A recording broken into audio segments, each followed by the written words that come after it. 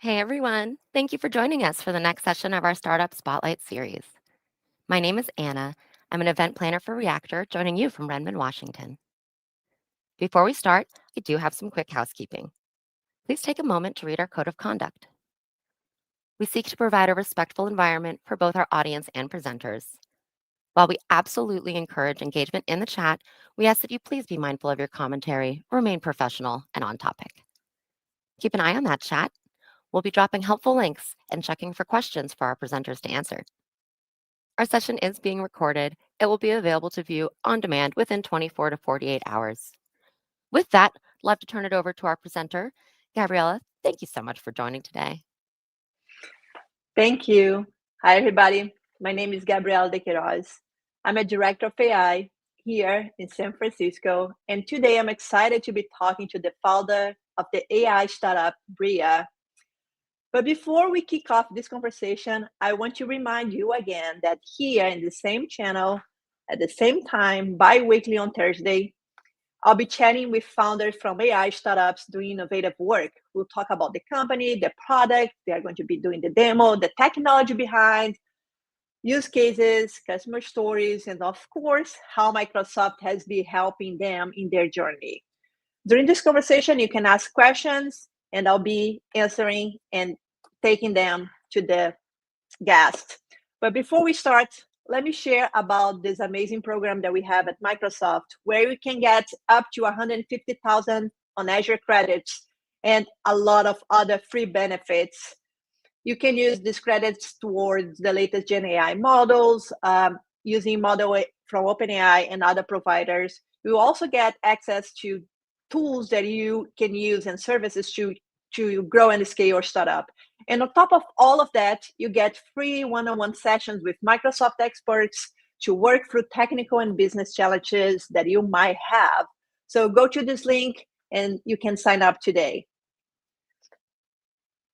Again, very excited to have Yair Adato, founder and CEO of Bria. Welcome to the show, Yair. Thank you very much. Thank you for hosting me today. Very excited to have you here. I love all the startups that I've been talking to, but I really enjoy your work because as someone that work with visuals and image and can understand how appealing the image is, and I've been, of course, learning and using the tool that you provide. And before we start and jump into the Bria itself, because we have a lot to cover today, I want to make sure that you talk a little bit about yourself. Introduce yourself to the audience. Thank you. So my name is Yair. I have 2 daughters and a wife. I live here now in Tenafly, New Jersey. Just moved from Israel a few months ago. Always fun to move to someplace else. It's an experience. You said something very interesting about visual, and I think that visual is super important. We all love visual. We all love art. We all love movies. I did my PhD in computer vision because I really like to bridge the visual element, the aesthetic element with math, with computer science, with the hard engineering. So this is where I find my place. I knew that I'm going to do a PhD in mathematics since I was like in the 1st grade, and then that's true. And then to combine that with the visual, that dream. Oh wow! So you did all like computer science, the bachelor of computer science as well, or maths, and then master in computer science, PhD in computer science. So all these years in the same kind of like area. Yeah, the undergrad was in math, and then I did in computer science, and I focus on computer vision because again, I really like the fact that you can look on something and you can say that it's if you like it, if you don't like it, it's very very aesthetic. And another thing that was really interesting in the way that we did the work in the lab is that we also think about computer vision also from the human brain perspective. So we try to see how things might get inspired by the human brain. So cognition, visual, and math. What do you need more? Right. And then like you finished the PhD, you did some research, you were an intern in different companies and academia, Harvard, Google, and other companies, AI advisor as well. And then you moved to a company, Trax Retail, until you come to found Bria. Like, how was this whole trajectory until like getting to the point where like, oh, I think I need to do something my own, and I want to found a company that is going to be doing this. Yeah. So I graduate and I got the position for postdoc, and then I decided that I don't want to go to academia because I want to do something, to create something that some people can use it. And then I met Joel, the founder and the CEO of Trax, and I told my wife that I absolutely don't understand why they are doing that, but they don't have a technology and it seems like a good people, so I will join. And we were like 10 people at that time. We grew from 10 people to 800 in 7 years, and the ARR grew from 0 to 150 or 120 in 7 years. So it was really, really nice experience. I was the CTO, CPO of the company. I think that what is interesting is that you always learn something. And the thing that I learned from Trax, which was really important for Bria, is how to work with enterprise. What is a corporate? How people in the big companies, how they look about the market, the risk, the thing that they are doing. The clients was clients like Procter and Gamble and Coca-Cola and Tesco, Unilever, this type of very, very high profile. And I think that this is part of the reason when we started Bria, we said, okay, Bria will be for developers, but in enterprise context. Which is a great point, because I asked myself a few times, why did you decide to go to the enterprise instead of like the whole population, like being able to use your platform? So that was like a decision that you made very early on, like we are going to focus on enterprise so they can scale and they can use our technology to scale, correct? So two reasons why I took this decision. A, because I think that enterprise are really, really interesting beast and I want to continue to work with them. And the second one is that we started early. We started with Gen AI in 2020 before ChatGPT, before DALI, before everybody else, or together with the first one. And it was really important to us to think how to use this technology in a more responsible way. Now, today, everyone talking about responsible AI. I'm not sure that everyone knows what we're talking about, but everyone talk about it. And when we started, we say, okay, enterprise will always take the responsible or risk-free approach. So we will go to that direction because of that. Awesome. And I'm going to be touched on the responsible AI piece because it's very interesting. Like you start from the beginning with this mindset of like doing everything responsibly, and we'll talk a little bit what this means. Can we now go and do a deep dive onto Bria? I know that you have some slides, but can we show the audience, because again, it's an amazing product and you have like different solutions, different use cases. I have so many questions about how you were able to scale some of the use cases and the customers that you work with. Yeah. So generative AI is a huge revolution, and I think that we probably will touch that later in the discussion. Bria is doing the heavy lifting of this huge revolution by enable builders to use this technology in a safe way. So what we do, and we will explain that in a second, and I will show some slide.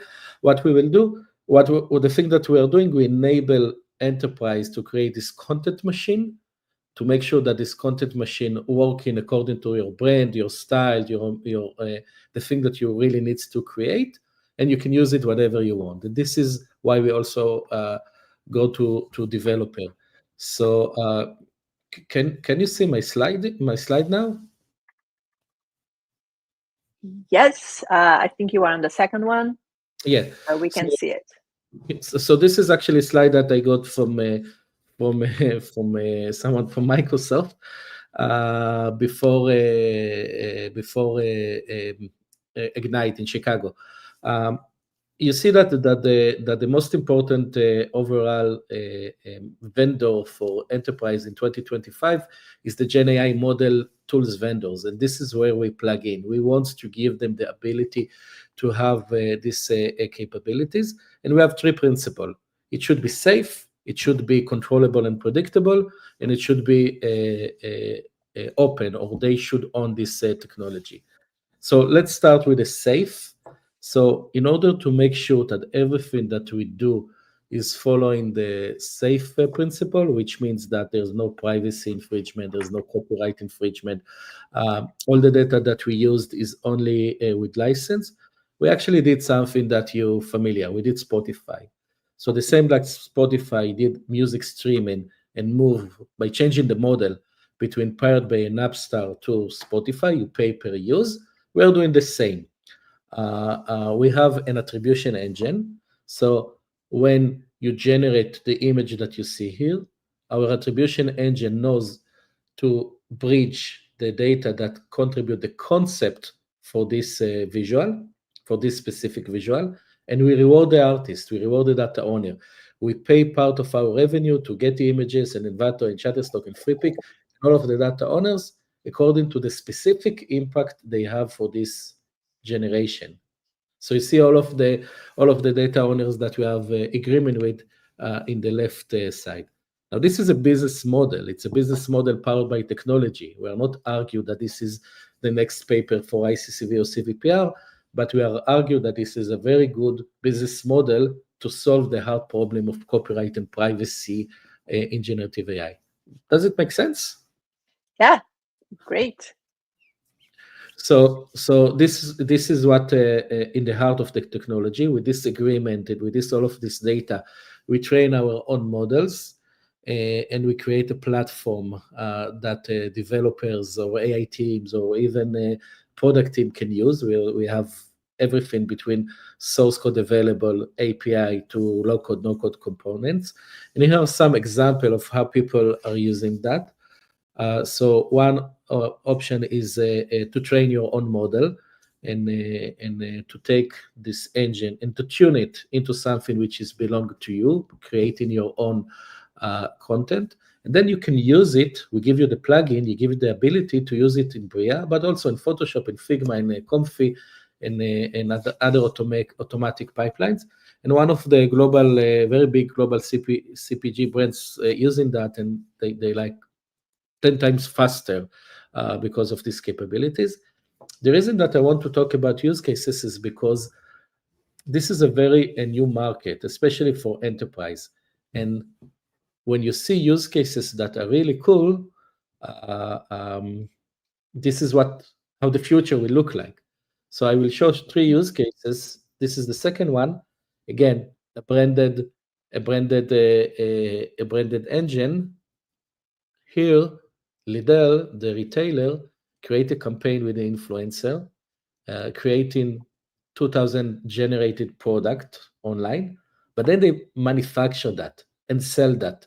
So you can go and buy a bicycle or a shoes or a boot or even a car they generate with the color of Lidl. And this is obviously a huge marketing successful campaign. We did similar thing with the Warner Brothers trailer park, did that. To the application fund, we did something similar with the Universal Music and another company. We see a lot of use cases around e-commerce. And again, because we give the platform, we see people that start embedded into what they are doing. And a lot of the companies that using generative AI, from Getty to Envato to other, it's actually us behind the scene. I will finish this part in a second. Again, how to create an ecosystem, a developer platform, which is safe to use, which legal will not put you a brakes, which you can work less about Guardian and have a better velocity. How to do that in a way that it will create it according to controllable and predictable on-brand consistent output, and how to give it in a way that it will be easy for the builder. And in Microsoft, in Azure, it's all about the builders, how to make it easy for the builder to use. And what we did, we create a full platform with a lot of capabilities that enable the people to use that in their product or solution. This is what we are doing, basically. Awesome. And can we go back to the use case? Because I feel like it's very interesting. And the Lidl one, for example, where they provided you the brands, like the colors, and then there was a campaign where the user would go and input whatever they want to input, like scooter, and it would generate a scooter with the same look and feel as the brands. So that's what was the use case with Lidl, right? And then with, is that correct? So it's correct, but we are not an agency. So the agency that did it, called Yes. and Publicis, they did it with Lidl. It's not a single trick pony. It's not only the generative AI. They have influencer, they create application, Yes. they manufacture that. I think that the magic start when you understand that you need to take this AI as an enabler, as something that empower a flow. In this case, the flow was a user content generation campaign. Right. And like when I think about like the product itself, I can imagine that there are a lot of like domains or industries like advertisement, marketing, gaming, and marketing. I think I don't know if people know, but like when we are generating a campaign, I used to work at an advertisement company as a data scientist, and we would generate variants of the same image and see which one people would click more often, like the conversion would be higher, right? So creating these variants would take a long time. Is that something that Bria does with brands? Of course. So it's creating this variants, creating a different campaign for different geography or different vertical. Probably 10 years ago, you need to decide that we are working only with 2 segments or 3 segments, and maybe the entire APAC will be the same. There's no reason to do that today. You can go very personalized or geographical when you do that. There's also question about different aspect ratio, different devices, right? The campaign for a mobile and the campaign for LinkedIn and the campaign for Facebook will not be the same. So we enable the tool, we enable the engine. The company can plug it in what they have. They can work with us. They can work with tools that they already have. They can develop something. We develop a platform. We enable that for them. But definitely a very, very good use case. Awesome. There is a question, and we'll take some questions as people ask as well. Someone is asking about how does Bria differentiate itself from the competitors when it comes to making AI generated content feel more human-like? Yeah, it's a very good question. I think that there are probably 2 elements that we are different. We are, maybe Adobe is also, but other than us and Adobe, we are the only one that use data by license, and all the question about privacy, copyright, who own the IP is very clear in our case. I can tell you exactly what data I used before I training, and I give you at the end of the quarter an attribution report saying this is the data that I license. And the second one of the challenges of this amazing but still maybe not super mature technology is that people try to do everything with prompt engineering, everything with one trick pony, and we are saying no, actually there's no reason to do that. You want to fill a pixel here. Here's an API to erase object. Here's an API to add object. Here's an API to change the aspect ratio. So we give you the tool ready to use so you can craft something which is much more human, easy to use. And this is the reason why we have 50 different or 70 different pipeline already. Right. And what is you see, like from the customers and people that you're talking to, what is the most common use case that they are using Bria for? So I think that what we see today is that people are using that to make their product better. Getty, Adato, Deposit Photo, other names that I put there. Some will release only in the next few weeks. Some we discovered that they're using that by the media. We didn't even know that they're using that. And the second one is that people are using that in order to create an automation pipeline internally. Let's change the entire catalog in a click of a button for Christmas, for Pascha, for an event. Let's create automatic generation to understand which ad or which image from the catalog, from the e-commerce, perform better. So the automation is really, really important. It's no longer to sit with the Adobe and do it one by one by one. It's to do that at scale according to your brand. Awesome. And changing gears a little bit and going to the open source side. This past week, I think it was the founder of Hugging Face mentioned that one of the favorite projects that they have on Hugging Face, it's Bria. So you have Bria on Hugging Face. Can you talk a little bit like this synergy between Bria and Hugging Face? And if people don't know about Hugging Face, I would definitely encourage you to take a look. You can run several different models from different providers and test it out. There is a lot of capabilities. But can you share a little bit about the Hugging Face component and the open source side of Bria? Yeah. So for us, it's very important that people can own this technology. They can use this technology and they can own it, integrate that into their stack. Now, it's a question of how you want to do that. You want to use API, that's great. You want to use a model as a service by Microsoft, we are there. You can use that. You are a data scientist or researchers and you need the source code, it's available. We can give it to you. It's not for free because we have commitment for the data owner. And I think that the entire industry of open source is shifting a little bit. We will see new license, a new model, I believe, because of Gen AI. But at the end of the day, I want that people can see how the code and can use it. And for that, they need the code itself, the weights, all of the thing. If we will end up that only OpenAI and Adobe will have this model, it will be very, very sad for innovation. So we believe that people should have it. And this is why we are having all of our model in Hugging Face. Cool. And then there is the other side, which is like the model itself.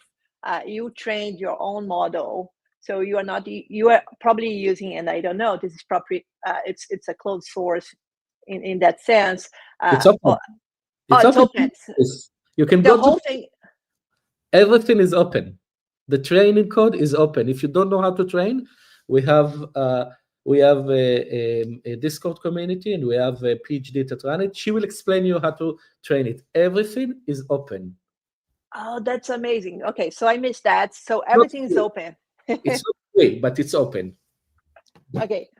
Got it. And this was, again, going back to the responsible AI. Let's go and talk about what it means, because you said like it needs to be safe, predictable, open, et cetera, et cetera, et cetera. But what does it mean to be responsible from the beginning? Because people sometimes they don't get a sense of like what it means to be a responsible AI company, that everything that you are doing is responsible, or you have this AI responsible piece. What does it mean? Is that from the data source that you are using from different providers? Walk us through this piece of responsible AI. I think that responsible, it's all boiled to one word or one concept, which is accountability. We take accountability of what we do, and we think that everyone should take accountability of what we develop. For us, it means that we don't steal data and we pay the artist and the data owner according to their impact. It means that there is no famous people, there's no privacy. You cannot generate Trump or Biden in Bria because it was not in the data. We don't need to put the guardrail at the end because it was not there for the beginning. You cannot create a Nike logo. So all of this area around privacy, copyright, trademarks is one element. A second element is around When you generate something, you have responsibility of the output. If when you say doctor, it will always be a man, a white man, 40 years old, and a nurse will always be a woman with specific skin color, it's not good. It's not good. It's not how it should be. So this is another area of responsibility, how you make sure that there is a diversity and a good representation of the visual world. When you take image bank from North America about India, you always get something like a wedding and very colorful. This is not how the people are living there. When you take it from India, it would look different. So we have also this data. So how to present the data, the world in and the output, input output is also part of the responsible. And transparency, or obviously, is another very important element. Here's the code. You can see what we did. You can own it. You can download and continue to develop it on your direction. So there are several elements, but it's all at the end of the day accountability. Yeah, and this is an important piece for us to talk about. Is like if you can start from the data in a right way, it's going to be much easier to not have issues down in the pipeline. So you have a diverse set of population that represents the population, the real population from the data set perspective. Then you have a true output in the other end, right? And then I don't know if do you have any demo to show us, Yair? Anything that you can show? I know that on their website, again, I played around the past Yes, few weeks. let's do a nice demo. Yes. Let's do a nice demo. I love demos. So I will show you something cool.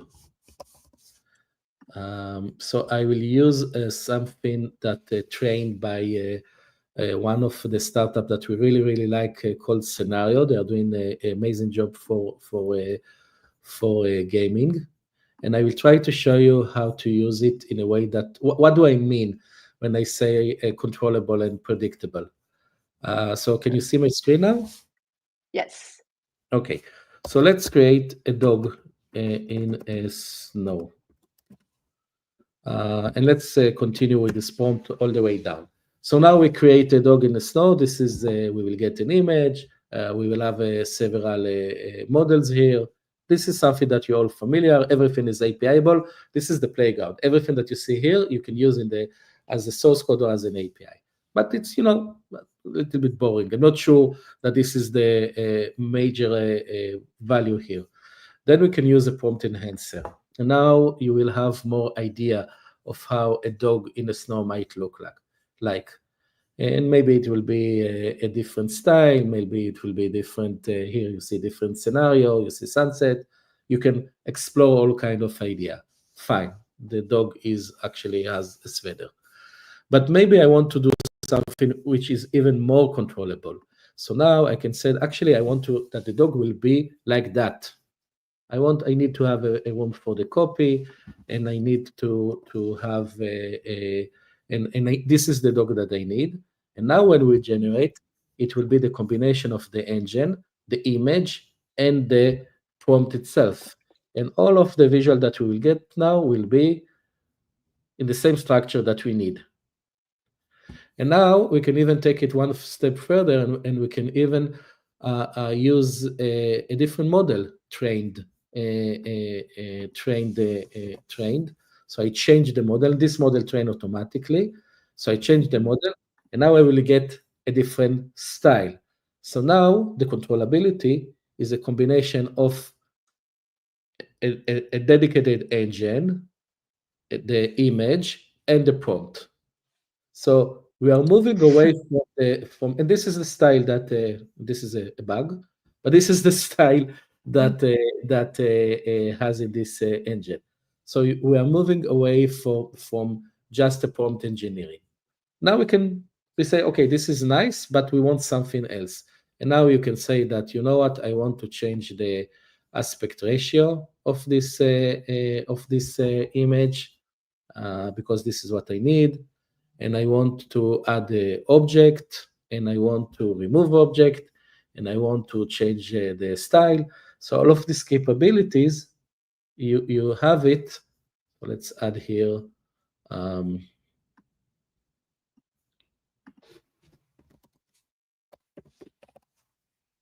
So all of these capabilities you have as a Lego pieces that you can use.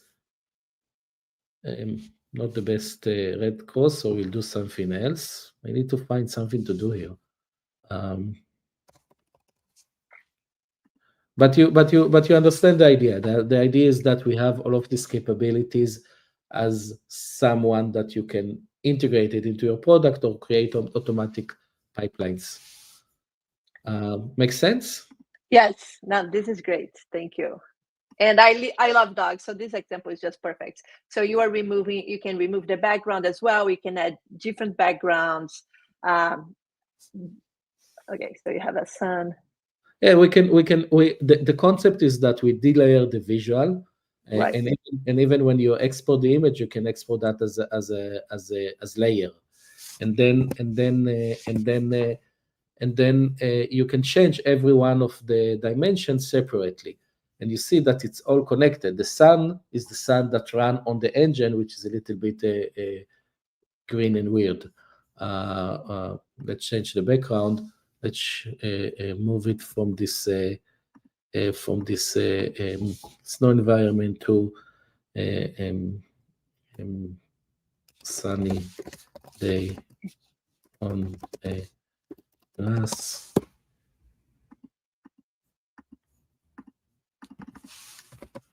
And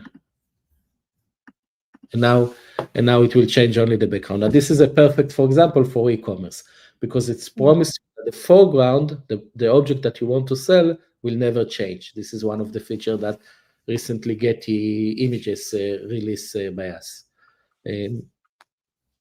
That's awesome. That's great. That's very cool. Cool. How about like video? Is video something that you are already doing, or it's coming? Do you have anything under the motion type of? Yeah, definitely. So definitely. So the same attribution engine that we talk at the beginning is also work on every type of any modality. Not only a video, but also music that we will do by the end of this year. The thing is that we are not starting to train the model until we will have the data. So now we have the data. The first feature of the video is actually released. This will be the background removal, the delayering element of it. And this is actually released. You can use it. And we have several beta clients for video. We don't take this SOA approach. We don't try to generate something with text and see what happens. Again, we are in a very, very enterprise value area. So what we do with video today, one product that we are doing with video is around e-commerce, how to take the image of the e-commerce, change the background, adjust it, and then create video out of it. And the second one is really cool. It's actually more on the Hollywood area. So the slide that you saw earlier, but I cannot share. So to create something which is editable and directable video, empower people to build it. I will say that we don't believe that you will write a text and you will get an image and you will get a full episode or a game or something like that. People has a lot of talent, and they what will give the secret sauce of that. So we see ourselves as someone that empower this industry, and it's coming. It's very exciting. And I love that you are talking about this. So because we see in the media and social media, people saying AI is going to replace everything. And that's not a belief that I have. And that's not a belief that you have, especially on the Hollywood and not innovation, but like creative industry, where it's not going to be replaced. We are going to be empowering them. They are going to be working side by side. We will still have the creative people, the creative workers, but we are going to be empowering them to probably like scale some of the things that they are doing. Yeah,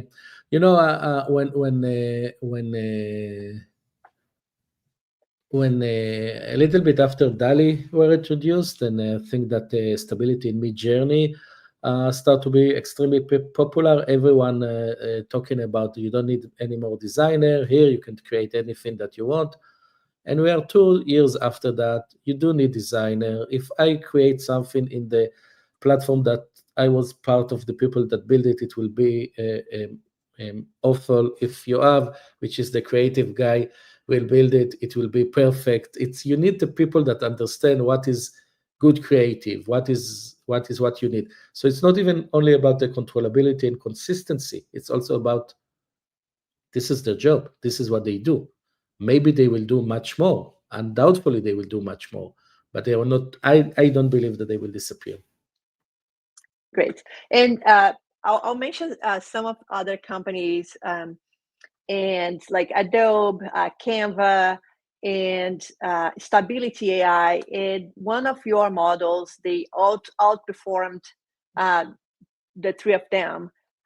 Can you talk a little bit about this, the erasing object, I think, and filling the backgrounds, how this comparison worked, and how do you see Bria compared to these other tools? Again, they are like Canva, it's more user, less for enterprise, but how do you compare to the other companies? Yeah, I think that each one of the company took a different path. Some are more to create something which is extremely creative, extremely nice, more consumer facing maybe. Probably Black Forest is one example for that. Some are more around for designer.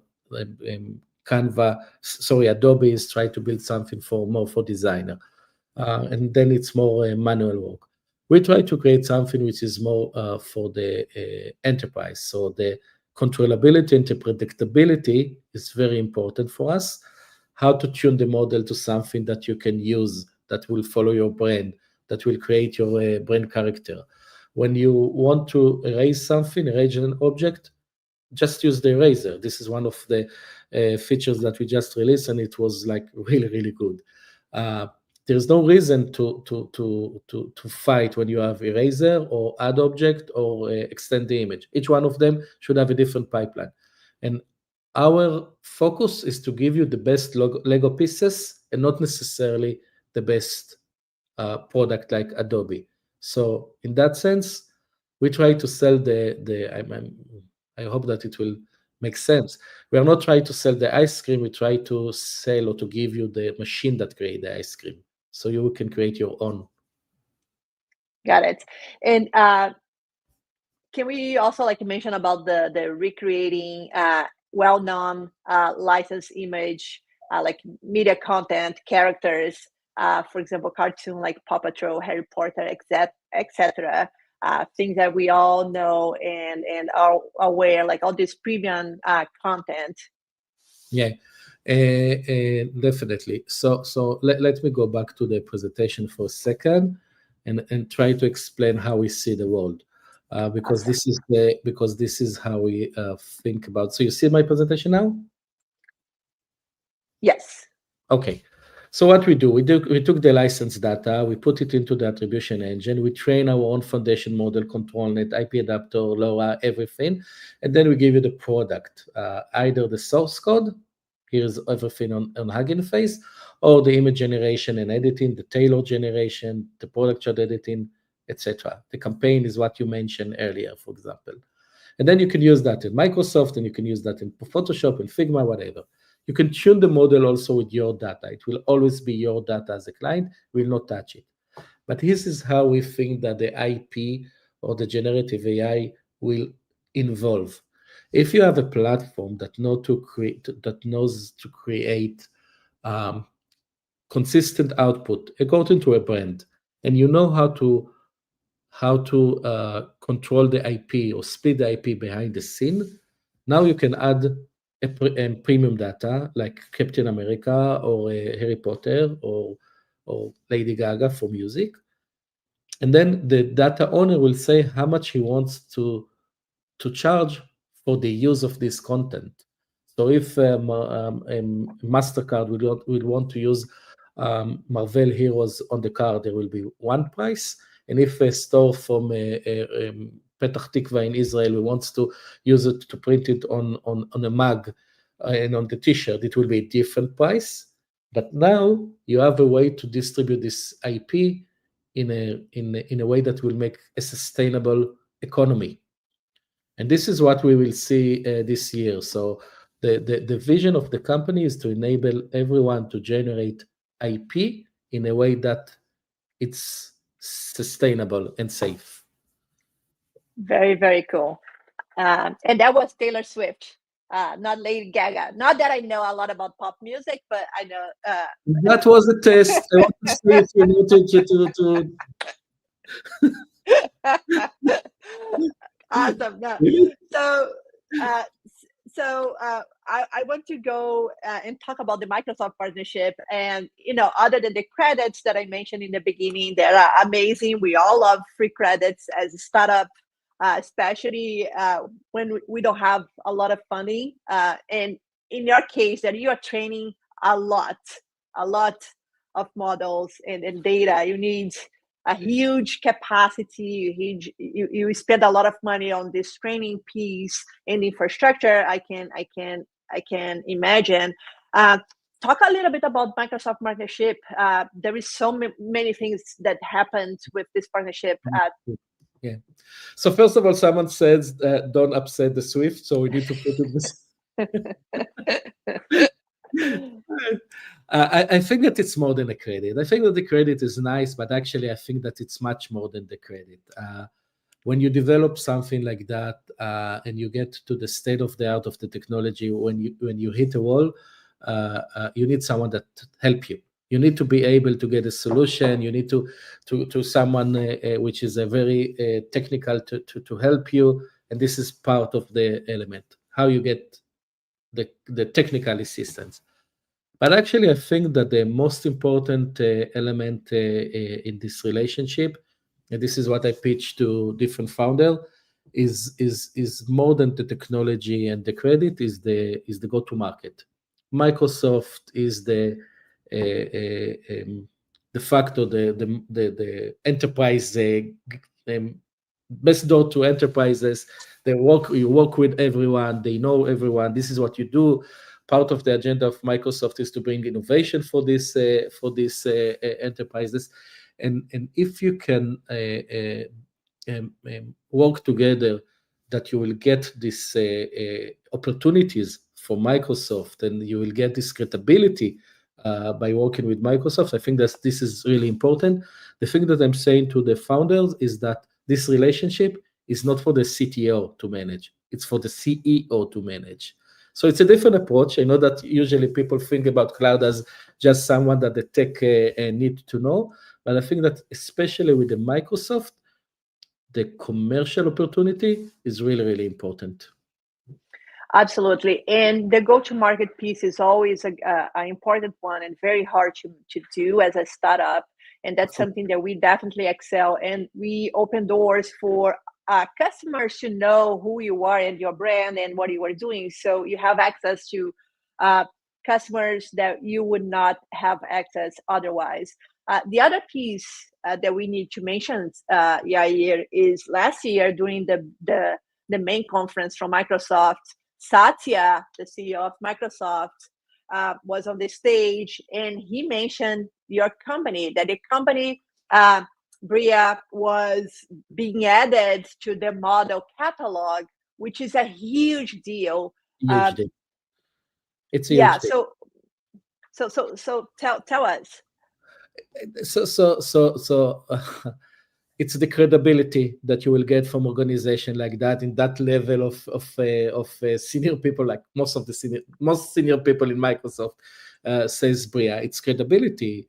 It's the ability to be as part of the model catalog. It's the ability to start the discussion with the enterprise, saying, and here is CEO of Microsoft talking about Bria, or here you can have it on the catalog. I think that this is something. Look, the example that I gave, the quote from a big CPG that using Bria today, this is actually connection by Microsoft. This is Microsoft did a connection there, and the fact that you can do that from all level is super important to us. It's super powerful to us. Great. And so there was the build, the model catalog, and you are also available The market, marketplace on. yeah. But think again, the CEO. I'm talking to the CEOs.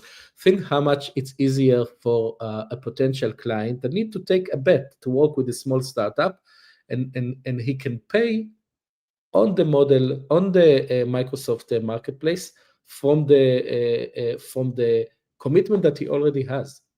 It's reduced so much friction. Think about security. Think about procurement processes when you can do that via the marketplace of Microsoft.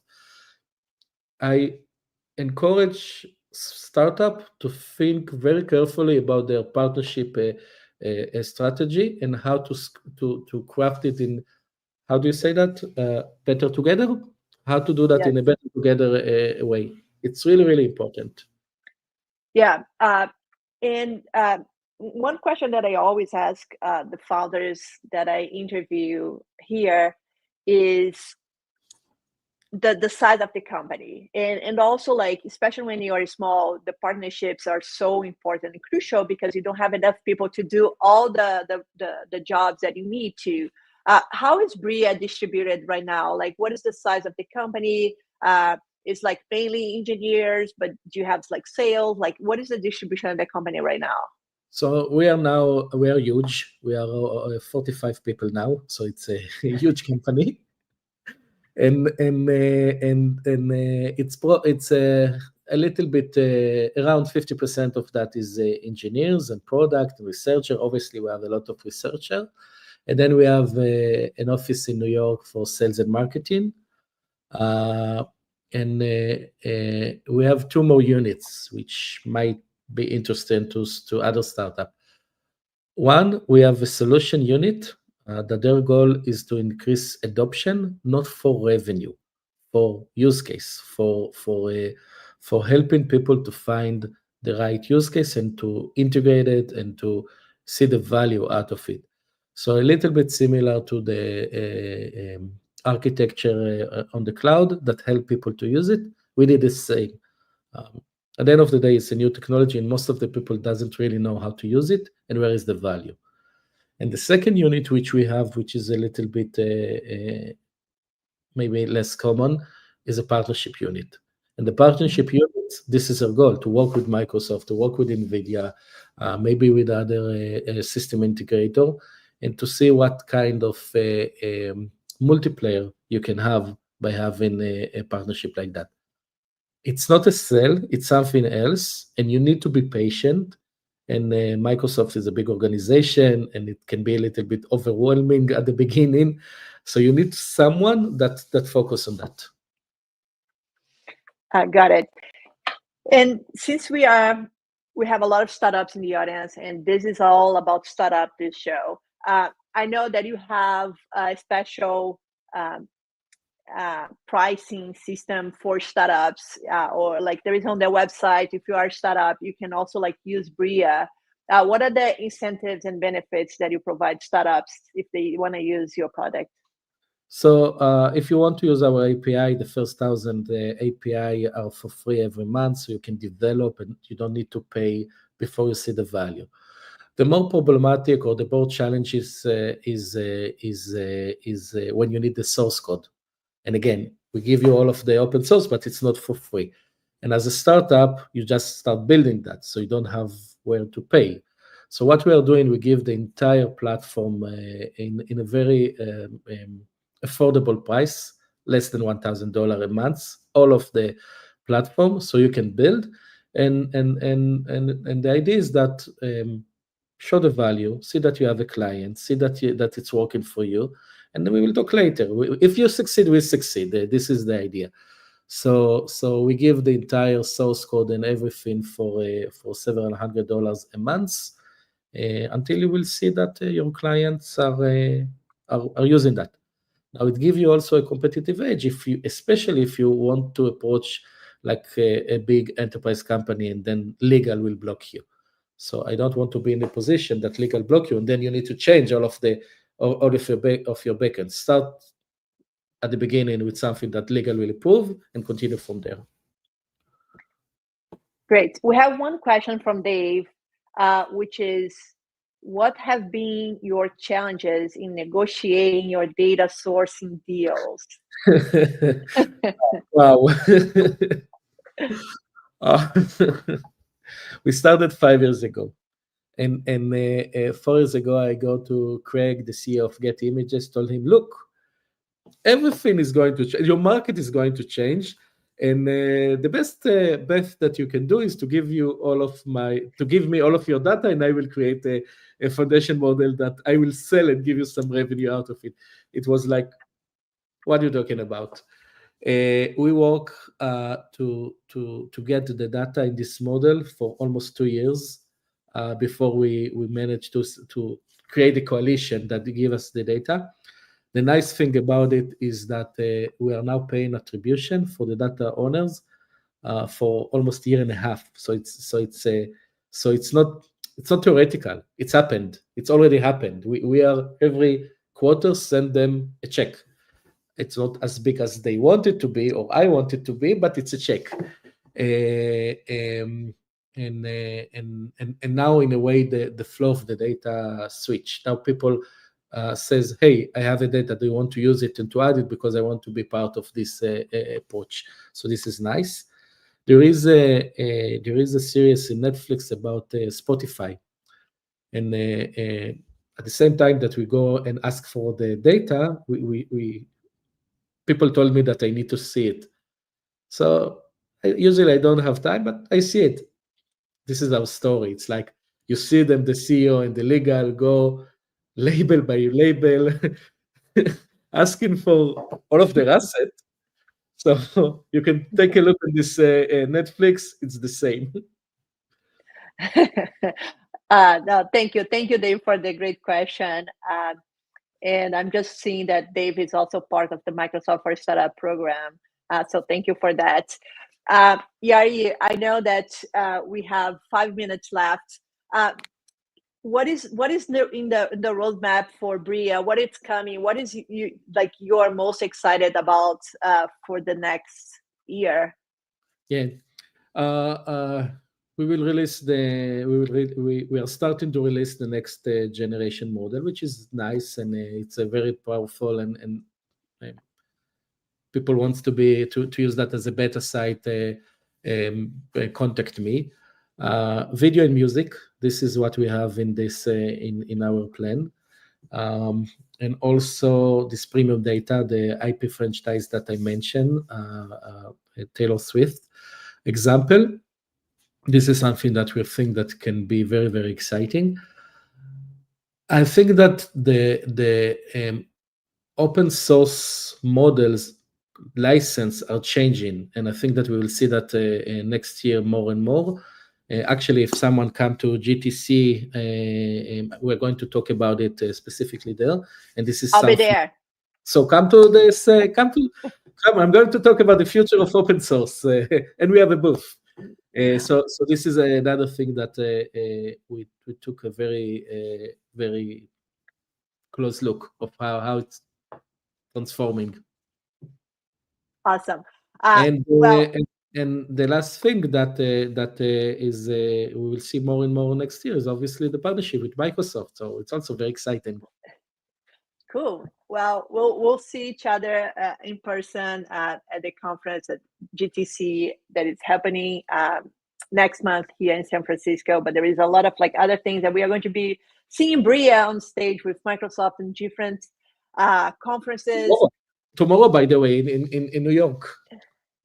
So great. So again, the partnership is an ongoing relationship. With us, we have a lot of opportunities that we provide our startups, not only providing the stage, but also showcasing the startups that are in our program. Yair, thank you so much for being here in the show. It's been a pleasure. Again, I really like what the company is doing. I love that the company was with this mindset of being responsible from the beginning, which is very rare to see. We see the other way around, like, oh, now I need to be to adhere to this responsible AI framework, which is very hard to do when you do like later on. So thank you so much. Everybody that is watching, go to the website, check it out. If you have any questions, you can contact them for questions that you have.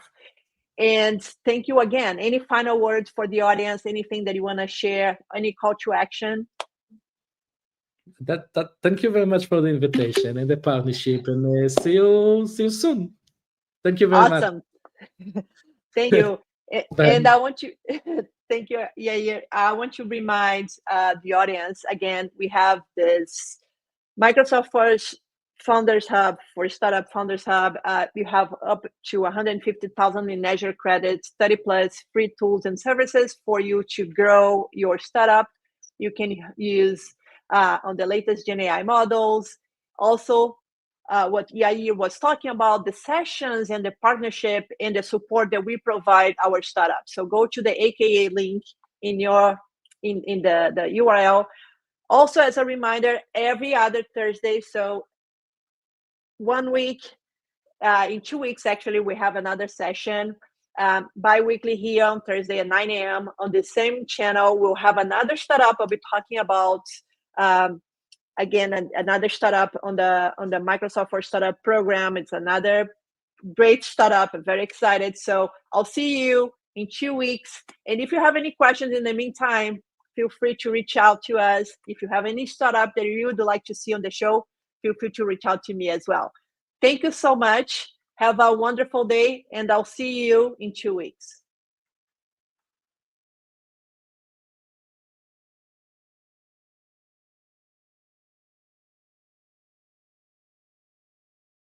Thank you all for joining, and thank you to our speakers. This session is a part of a series. To register for future shows and watch past episodes on demand, you can follow the link on the screen or in the chat. We're always looking to improve our sessions and your experience. If you have any feedback for us, we would love to hear what you have to say. You can find that link on the screen or in the chat. We'll see you at the next one.